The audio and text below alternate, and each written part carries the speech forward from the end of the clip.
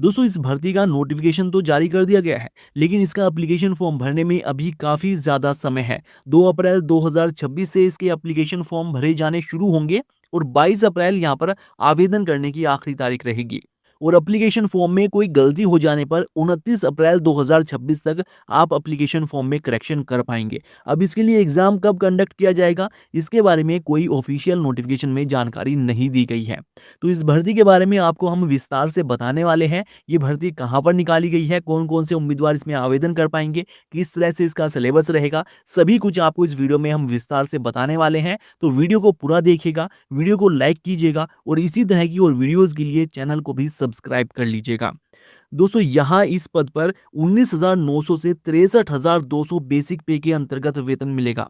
यानी 30,000 से 35,000 रुपये प्रति माह तक का यहाँ पर उम्मीदवारों को अच्छा खासा वेतन मिलने वाला है। एप्लीकेशन फीस भी इसकी बहुत ही कम रखी गई है।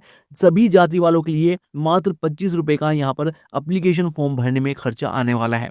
एप्लीकेशन फॉर्म आपको ऑनलाइन तरीके से ही भरना होगा। किस तरह से एप्लीकेशन फॉर्म भरा जाएगा, कहाँ पर अप्लाई लिंक मिलेगा, उसके बारे में भी आगे हम आपको विस्तार से बताएंगे। बाकी जो उम्र सीमा है वो जनरल कैटेगरी वालों के लिए मात्र 21 से 40 साल रखी गई है। ओबीसी कैटेगरी वालों को 3 साल की छूट मिलेगी, यानी ओबीसी वालों के लिए 21 से 43 साल और एससी एसटी वालों को अधिकतम उम्र सीमा में 5 साल की छूट मिलेगी, यानी 21 से 45 साल एससी एसटी वालों के लिए उम्र सीमा रहने वाली है। अब दोस्तों यहाँ पर प्रयोगशाला सहायक यानी लेबोरेटरी असिस्टेंट और अनुश्रवण सहायक यानी मॉनिटरिंग असिस्टेंट के पदों पर भर्तियां निकाली गई है और दोनों ही पदों के लिए साइंस स्ट्रीम से उम्मीदवार का 12वीं किया हुआ होना जरूरी है।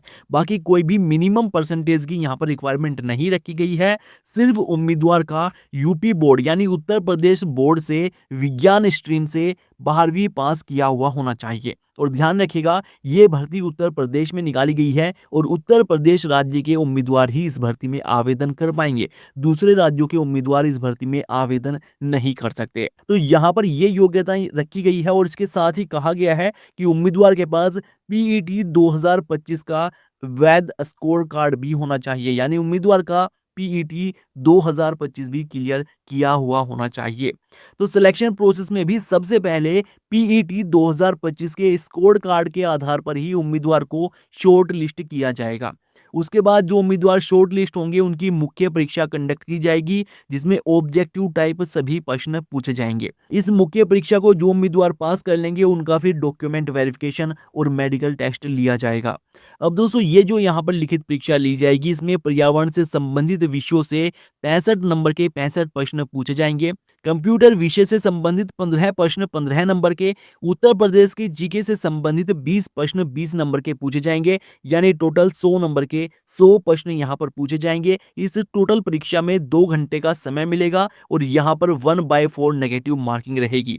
अब दोस्तों यहाँ पर जो सिलेबस रहेगा उसमें पर्यावरण से संबंधित विषयों से पर्यावरण नियंत्रण बोर्ड, पर्यावरण संरक्षण, जलवायु परिवर्तन, एनजीटी, विश्लेषणात्मक क्षमता, इन टॉपिक से प्रश्न रहेंगे। कंप्यूटर ज्ञान में 15 प्रश्न रहेंगे जो कि hardware, software, internet, email, MS Word, Excel, AI, cyber सुरक्षा, इन टॉपिक से रहेंगे। बाकी यूपी की जीके में यूपी का इतिहास, संस्कृति, त्योहार, भूगोल, अर्थव्यवस्था, उद्योग और करंट अफेयर से संबंधित टॉपिक से प्रश्न पूछे जाएंगे। अब दोस्तों इसके बाद इसके चलते हैं ऑफिशियल नोटिफिकेशन पर। ये इसका ऑफिशियल नोटिफिकेशन है। उत्तर प्रदेश अधीनस्थ सेवा चयन आयोग लखनऊ की तरफ से भर्ती निकाली गई है और उत्तर प्रदेश प्रदूषण नियंत्रण बोर्ड में उम्मीदवारों का रिक्रूटमेंट यहाँ कराया जाएगा। एप्लीकेशन फॉर्म 2 अप्रैल से भरे जाने शुरू होंगे। 22 अप्रैल आवेदन की आखिरी तारीख रखी गई है। तो यहाँ इस नोटिफिकेशन में आपको सभी डिटेल्स मिलने वाली है और इस नोटिफिकेशन का लिंक आपको डिस्क्रिप्शन में दिए गए टेलीग्राम चैनल में प्रोवाइड करा दिया जाएगा, तो वहाँ से आप ये डाउनलोड कर सकते हैं। यहाँ पर आप ये भी देख सकते हैं प्रयोगशाला सहायक और अनुवशण सहायक, जिनके लिए साइंस स्ट्रीम से 12वीं किया हुआ होना जरूरी है। तो यहाँ इस नोटिफिकेशन में आपको सभी जानकारी मिल जाएगी और इसके लिए दोस्तों एप्लीकेशन फॉर्म 2 अप्रैल से भरे जाने शुरू होंगे। तो UP SSC.gov.in ये ऑफिशियल वेबसाइट रहेगी जिस पर जाकर आपको आवेदन करना होगा। बाकी इस ऑफिशियल वेबसाइट का लिंक भी आपको टेलीग्राम चैनल में प्रोवाइड कराया गया है और अगर इस भर्ती से संबंधित आपका कोई सवाल है तो आप हमें नीचे कमेंट करके भी पूछ सकते हैं। वीडियो को लाइक और शेयर करना मत भूलिएगा और इसी तरह की और वीडियोस के लिए चैनल को भी